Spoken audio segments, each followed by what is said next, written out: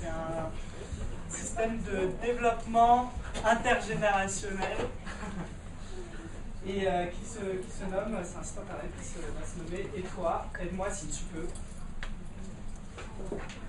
Donc on va vous dire déjà de quoi on est parti, ce qui est existant. Le CEL, c'est un système d'échange local. Donc en fait, en gros, c'est une plateforme pour faire de la communication sur le système D. C'est-à-dire une personne vient aider une autre personne pour l'aider à bricoler et en échange, il gagne des grains de sel. Donc ce serait peut-être un espèce de système de troc.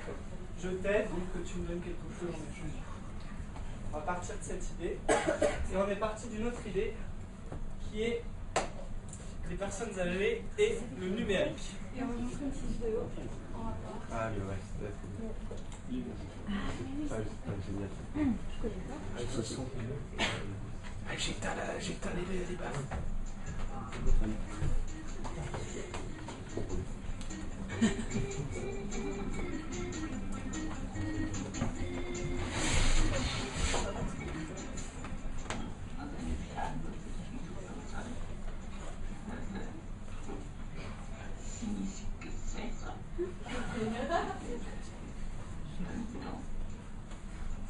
C'est certainement regardé parce que ça fait le téléphone.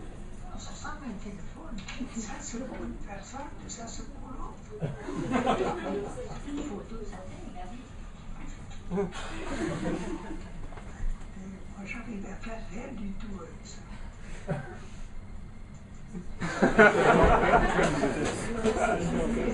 Les boutons, ça me donne rien. Le jouet d'enfant. Une espèce de petit téléphone portatif. Avec leur pomme, c'est un truc électronique. Des fois, c'est beau, ça prend bien dans le moi. C'est fancy. C'est fancy. Ça est sorti il y a peut-être 10 minutes, on sait. Oh, ça c'est scaphandrier.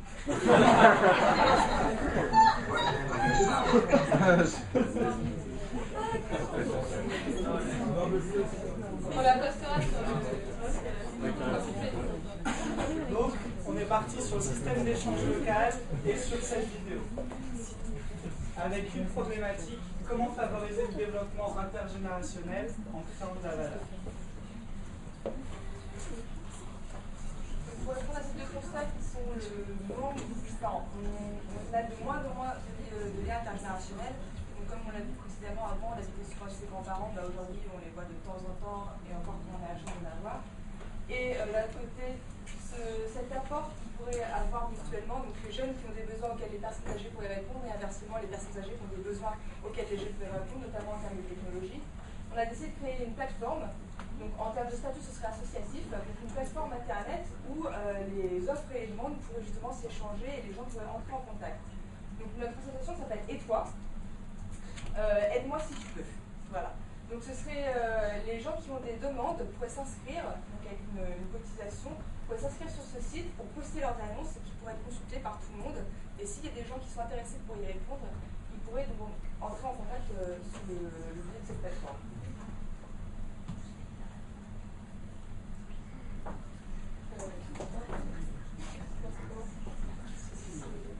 Ok, donc en premier lieu, en fait, on a deux types de personnes qui seraient susceptibles d'utiliser la plateforme. L'offreur, le service et le demandeur. On leur a donné un nom, l'offreur c'est le flouzi, et le demandeur le flouzeur. Sachant que en fait, sur le service, on ne voulait pas monétariser la chose.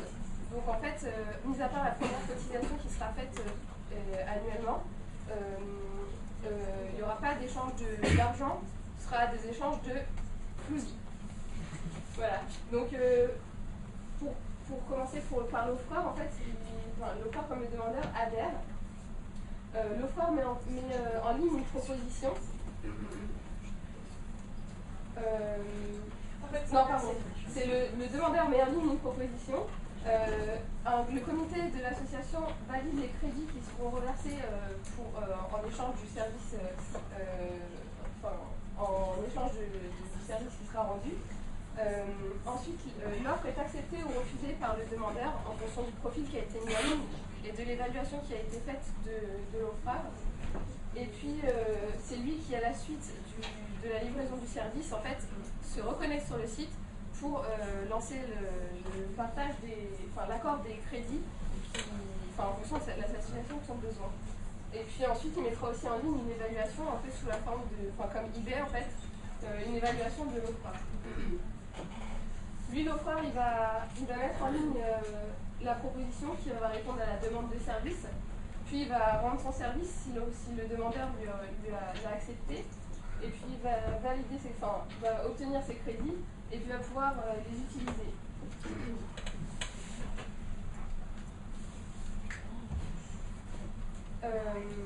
Ça, c'est notre chaîne de valeur.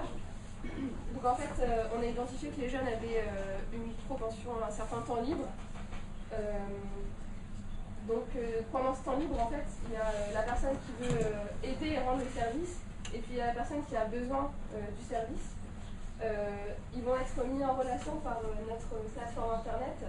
Donc les personnes âgées vont pouvoir offrir différents types de services aux jeunes, que ce soit la conduite accompagnée, des cours de cuisine, ou de façon plus quotidienne, par exemple la mise en place la personne âgée pourra faire à manger quotidiennement aux jeunes, et le jeune en échange il va se proposer de faire de l'aide à domicile par exemple, ou le former sur les nouvelles technologies.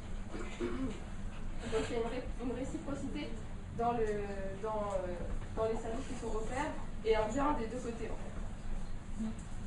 Et puis donc on va déboucher forcément sur la création de notre valeur, qui est systématiquement un instant culturel.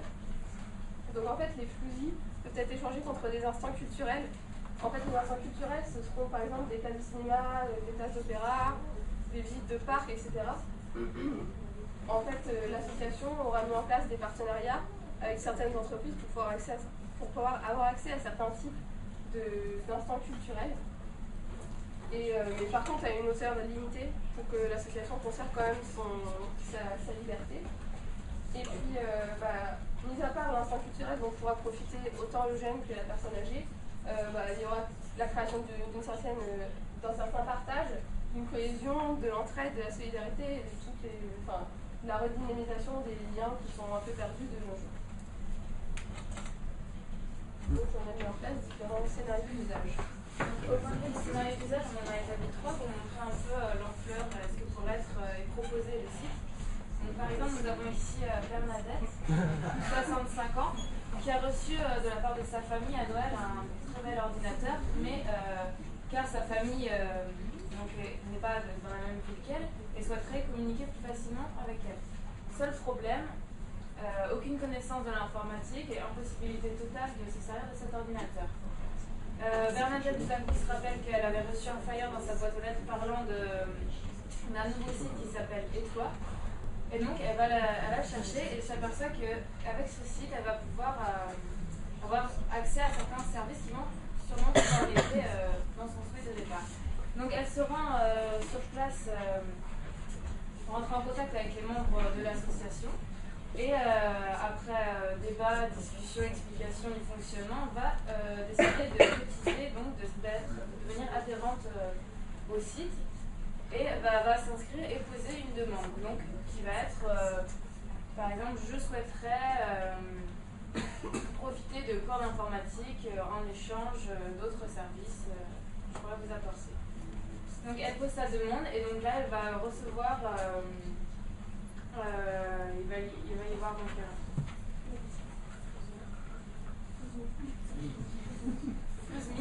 Flusmi qui va lui répondre et qui va lui dire je peux vous aider je peux vous offrir des cours d'informatique. Il va y avoir si les deux personnes sont en accord, il va pouvoir avoir rencontre et donc la personne va pouvoir offrir ses connaissances en termes d'informatique à Bernadette en échange de musique.